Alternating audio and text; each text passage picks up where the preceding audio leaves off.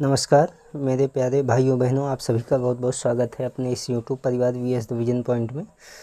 हम लोग हिंदी के वर्णमाला टॉपिक को समाप्त कर चुके हैं और उसके आगे आज हम लोग चर्चा करेंगे वर्तनी पर।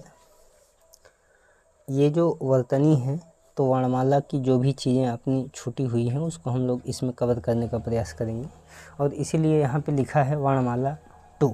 आप देख ही रहे हैं, ये वर्तनी के बगल में वर्णमाला 2 लिखा गया है। ठीक है, तो वर्तनी कहते किसे हैं? सबसे पहली बात तो इसी को हम समझेंगे। किसी भी शब्द में किसी भाव को बताने के लिए जितने वर्ण या अक्षर जिस क्रम में प्रयोग होते हैं, जितने वर्ण या अक्षर जिस क्रम में प्रयोग होते हैं उसी क्रम में लिखने को वर्तनी कहा जाता है। यानी कि वर्तनी का मतलब चीज़ों को सिस्टमेटिक, यानी कि वर्णों को सिस्टमेटिक करने की व्यवस्था है एक तरीके से। ठीक है, अंग्रेजी में इसे स्पेलिंग तथा उर्दू में इसे हिज्जे कहते हैं। यहाँ तक चीज़ें आपको समझ में आई हो तो इसका मतलब सिंपल सी बात है, इसमें कुछ करना नहीं है। वर्तनी में क्या करना है कि चीज़ों को यानी कि वर्णों को सिस्टमेटिक क्रम से लिखना है और वही सिस्टमेटिक क्रम ही वर्तनी कहलाता है। ठीक है, ये वर्तनी टॉपिक हमारे एग्ज़ाम की दृष्टि से बहुत इम्पोर्टेंट है। हर जगह पे, चाहे वो पढ़ने के लिए चाहे लिखने के लिए, हर जगह पे ज़रूरत पड़ती है इसकी। तो इसलिए हम इसको थोड़ा सा अच्छे से पढ़ने का प्रयास करेंगे। बाकी जैसे हम लोग वर्णमाला को अच्छे से कंप्लीट किए हैं वैसे हम लोग वर्तनी को भी अच्छे से कंप्लीट करने का प्रयास करेंगे। ठीक है, तो वर्तनी को समझने के लिए हमें कुछ बेसिक बातों का ध्यान रखना है। इसमें कुल मिला के 10 बातें हैं और 10 बातों को हम लोग एक एक करके क्रम वाइज समझेंगे। तो यहाँ पे देखिए लिखा है वर्तनी संबंधी कुछ विशेष जानकारियाँ। क्या जानकारी है भाई? पहली जानकारी ये हमको बता रहे हैं कि लिखते समय सावधानी। ठीक है, क्या सावधानी दिखानी है?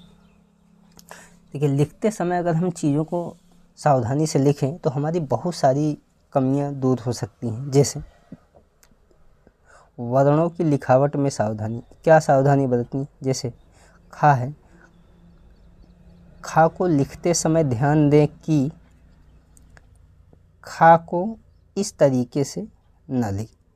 ठीक है, लिखा है कि खा को लिखते समय ध्यान दें कि खा को खा की तरह यानी कि इस तरह न लिखें, अन्यथा शब्द का अर्थ बदल भी सकता है। ठीक है, ये बताने का प्रयास कर रहे हैं कि खा को इसी तरीके से लिखें, इस तरीके से न लिखें। जैसे यहाँ पे देखिए खाना, खाना का अर्थ होता है भोजन। यहाँ पे देखिए वही खाना लिखा है। जैसे कि आप लोग अभी भी गलती करते हुए चले आ रहे हैं, तो हमको अपनी लिखावट में सुधार बहुत ज़रूरी है करना।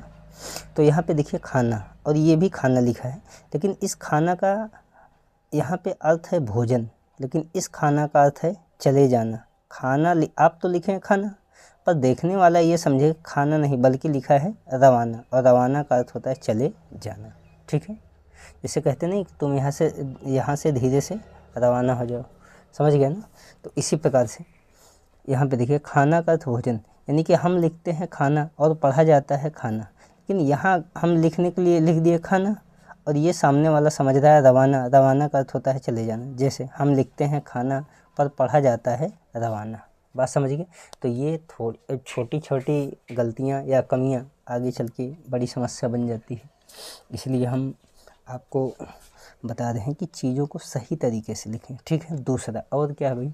सीधो रेखा, ये बहुत इंपॉर्टेंट है। जैसे 7वीं 8वीं 9वीं 10वीं या अभी भी कुछ ऐसे लोग हैं जो ये सोचते हैं कि हम चीज़ों को लिखें, कोई भी शब्द लिखें और उसके ऊपर अगर हम सीधो रेखा यानी कि लाइन न खींचें तो क्या वो हमारा सही माना जाएगा या गलत माना जाएगा? तो वो जो है आज भी इस वहकूफ़ में फंसे हैं कि ये चीज़ें सही हैं कि गलत। तो आज हम आपको समझा दें भाई कि हिंदी एक वैज्ञानिक भाषा है जिसके ऊपर सीधो रेखा अति आवश्यक है, क्योंकि सीधो रेखा ही बताती है कि हमारा ये जो शब्द है ये कहाँ से लेकर के कहाँ तक है, कहाँ से प्रारंभ हो रहा है, कहाँ से अंत हो रहा है। तो इसलिए इस शब्द पर सीधो रेखा बहुत ही ज़रूरी है।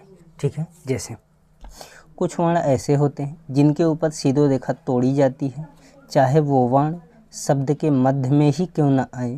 तो ये बहुत इंपॉर्टेंट पॉइंट है भाई, आपके एग्ज़ाम के दृष्टि से और आपकी जानकारी की भी दृष्टि से बहुत इंपॉर्टेंट है। क्या इंपॉर्टेंट भाई? कि कुछ वर्ण ऐसे होते हैं जिनके ऊपर सीधो रेखा तोड़ी जाती है। ये हमको आपको पता नहीं है, या फिर पता भी है तो हम उसका पालन परिपालन नहीं करते हैं, तो ये बहुत ही गलत बात है।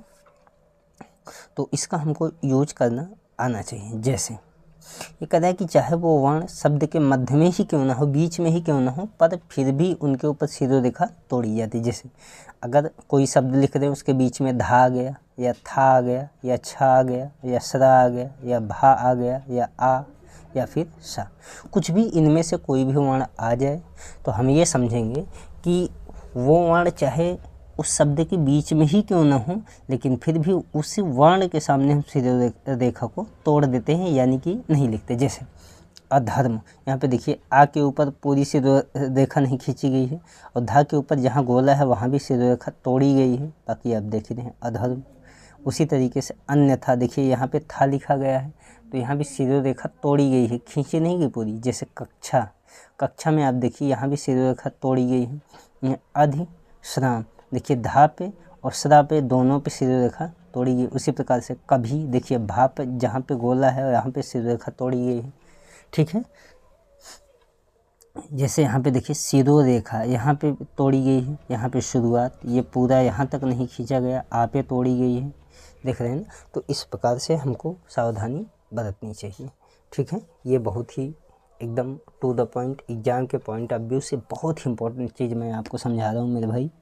अगर आपको ये सेशन अच्छा लगता हो तो आप लाइक करिए और दूसरों को शेयर भी करिए, ठीक है। उससे उत्साह मिलेगा ताकि हम चीज़ों को और भी अच्छे से पढ़ाने और बताने का प्रयास करें, ठीक है। अगला, शेष सभी वर्ण पर शिरोरेखा लगाई जाती है, मतलब इन्हीं वर्णों को छोड़ करके अन्य जो भी वर्ण हो सब पे शिरोरेखा खींची। शिरोरेखा का मतलब कोई भी वर्ण लिखते हैं उसके ऊपर की जो लाइन खींची जाती है वही कहलाती है शिरोरेखा, ठीक है। अगले पॉइंट पर बढ़ते हैं। गा पॉइंट है संयुक्त वर्ण। आपको मैं पहले समझा चुका हूँ कि संयुक्त वर्ण किसे कहते हैं। जैसे संयुक्त का मतलब होता है जुड़ना या मिलना, तो यहाँ पे लिखा है दो वर्णों से मिलकर बना वर्ण संयुक्त वर्ण या अक्षर कहलाता है। अब ये कौन है भाई, इसको हम थोड़ा जानेंगे। यहाँ पे कहता है संयुक्त वर्ण, तो अब मैं आपको समझाया कि दो वर्णों से मिल करके जो वर्ण या शब्द बनते हैं या अक्षर बनते हैं उनको संयुक्त वर्ण कहते हैं। अब यहाँ पे ध्यान से देखिए, जैसे यहाँ पे बोल रहा है जब हम व्यंजन को आधा बनाते हैं तो व्यंजन के नीचे हलंत लगाते हैं। यदि शब्द के मध्य में आए हुए कुछ व्यंजन आधे हों तो उन्हें आधा लिख सकते हैं, किंतु कुछ व्यंजन आधे नहीं लिखे जाते, जैसे अंगा, छ, ट, ठ, ड, ढ, द, र, ह। उन्हें दूसरे व्यंजन के साथ युग्म यानी कि युग्म करके लिखा जाता है। सर्वाधिक प्रयोग में आने वाले वर्ण दा, रा और हा होते हैं। जैसे दा का संयुक्त वर्ण रूप क्या होता है, अगर दा की बात करें तो देखिए दा को या से मिलाएंगे द्या, ये देखिए दा को दा से मिलाएंगे द, दा को वा से मिलाएंगे द्वा, दा को भा से मिलाएंगे भा, दा को माँ से मिलाएंगे माँ, और दा को धा से मिलाएंगे धा बन जाएगा, ठीक है। अब जैसे ये दा लिखा है तो दा को तोड़ेंगे तो ये संयुक्त वर्ण है, क्यों? क्योंकि भाई दो वर्णों के मेल से बना है, आधा दा और या से।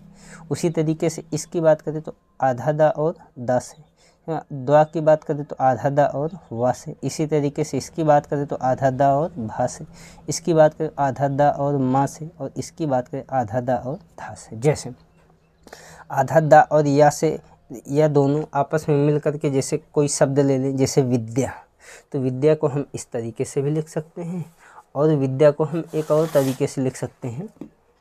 जैसा कि आप जानते होंगे ये जो विद्या है ऐसे लिखेंगे तो ये एकदम ठीक है, और अगर हम ऐसे भी लिखेंगे तो ये गलत नहीं है, इस प्रकार से ये भी ठीक है। तो किसी भी तरीके से लिख सकते हैं, लेकिन ये संयुक्त वर्ण के उदाहरण हैं। जैसे उद्देश्य को हम इस तरीके से भी लिख सकते हैं, और वो लिख के आधा दा फिर पूरा दा, इस तरीके से। जैसे आम चलन में शब्द ये है, ये द्वितीय को हम ऐसे लिख सकते हैं, तद्भव ऐसे भी लिख सकते हैं, ठीक है। तद्भव को इस तरीके से भी लिखा जा सकता है, ठीक है।